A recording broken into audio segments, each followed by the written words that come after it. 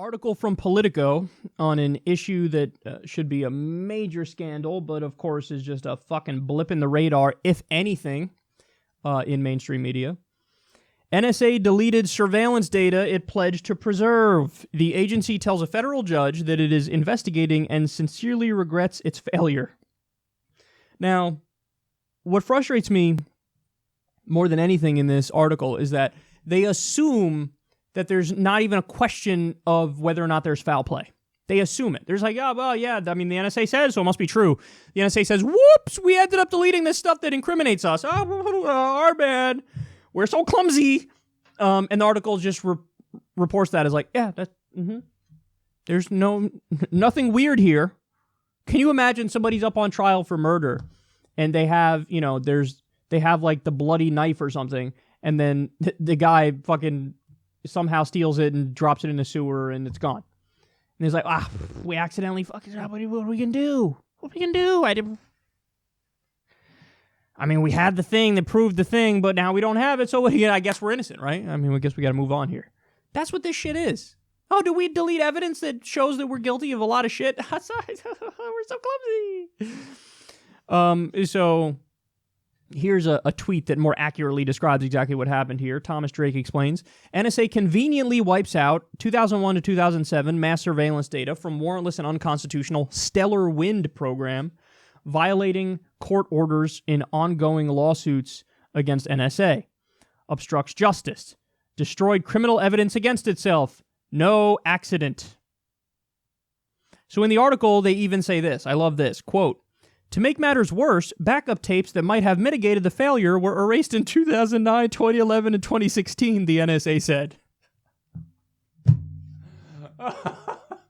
Oh, come on. How do you add that line in the article? But again, the tone of the article was, it was an accident, I'm sure. That's what the NSA says. But you just said not only did they destroy the information, they destroyed the backup of the information that they had as well. Whoops! Both drafts gone. So weird. And then they also said the deletion, it was an accident, but hey, we regularly delete stuff, and we do it to make room for new stuff. So in other words, the NSA, all the data that they keep, it's kind of like, you know how you used to record something on a VHS tape in 1996? And then, hey, you wanted to record over it. Okay, record over it. Rewind to the beginning, press record, and you'll just record over whatever the fuck you had. That's what the NSA does. The NSA is using technology like it's 1996. Whoop, hey, our VHS is full. You just go back, record it from the beginning, just go right over the top of the fucking thing. We're really supposed to believe that? Like, we ran out of room. What do we got to do? You have a multi-billion-dollar facility that was just built in Utah to store everybody's metadata. By the way, that place shouldn't exist. Massively unconstitutional. You have no more Fourth Amendment protection from unreasonable search and seizure. But they built that fucking place.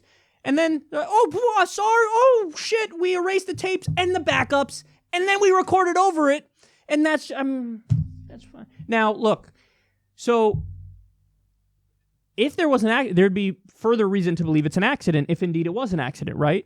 So in other words, as soon as we figured out, oh my God, we fucked up. We were under court order not to get rid of this, and we got rid of it.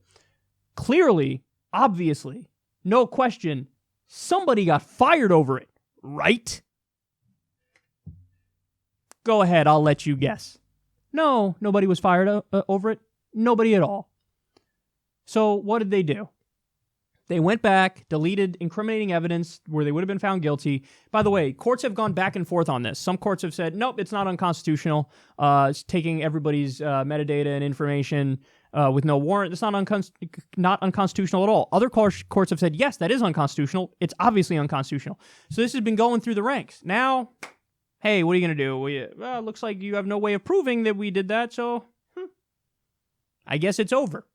Now, the funny thing is there's a little sliver from 2003. They have a little bit of the data. Here's my guess. They deleted everything, kept a little bit of the data from then, rearranged it however was necessary in order to portray it in a way, hey, this isn't unconstitutional. See, this is all we collected here. So, in question is the communications between citizens in the U.S. and people overseas. So what they could have done is deleted all of the information from the people in the U.S. who they didn't have any a warrant on to spy on them. And they say, nope, see, we only kept the information from the people overseas. Therefore, the people overseas don't get Fourth Amendment protections in the Constitution. Therefore, we're allowed to keep spying like this. Then the second that the courts turn away, you immediately go back to taking everybody's information. And now, again, the legislative branch just said, yeah, no, you can. You can take everybody's information anyway. The question was whether or not it's constitutional. Now you destroy the evidence that it's unconstitutional. Say, what are you going to do? I guess it is constitutional. I guess we got to move along here. And then you immediately go back to doing everything you were doing before. Why would anybody trust the CIA, the FBI, or the deep state? Now, I get it. People say, well, those guys are against Trump, so maybe it's a good thing because #resistance. But no, you do know you can be against Trump and the CIA and the FBI and the deep state. You do know that's an option, right? That's on the table. Like, it's not an either or. It's not a black and white. It's not a binary question. Either you're for Trump or you're for the FBI or the CIA. You could be for neither. I'm for neither. They're both terrible in their own way. So why would anybody fucking look at these guys and think they're the bulwarks against, they're the leaders of the resistance. They're saving the republic. No, they're not. They've been acting unconstitutionally since from Bush and on when it comes to the NSA and all their warrantless spying. But, the CIA and the deep state in general, post-World War II, probably even before then, terribly unconstitutional, overthrowing foreign governments to put in U.S. puppets so that we could jack their natural resources. These aren't good agencies or good people. What they're doing is fucking terrible. And the one check we have on them, the judicial branch, now they're trying to pull the wool over the eyes of the judicial branch so they can get away with acting in a totally lawless way.